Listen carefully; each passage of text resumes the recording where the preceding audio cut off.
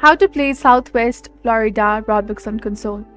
Hello and welcome back to our channel. In this video presentation, I'll demonstrate how to play Southwest Florida on Roblox on Xbox.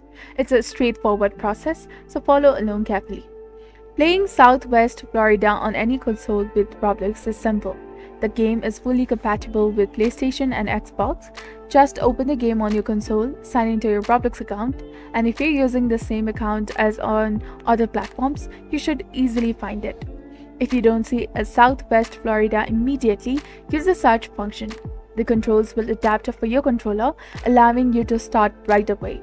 Note that I won't provide detailed gameplay instructions here.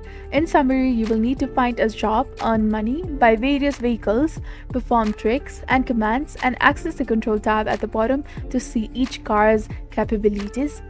And the experience is fully accessible on Xbox, and your progress will be saved across devices. You could even use the same controller on different platforms.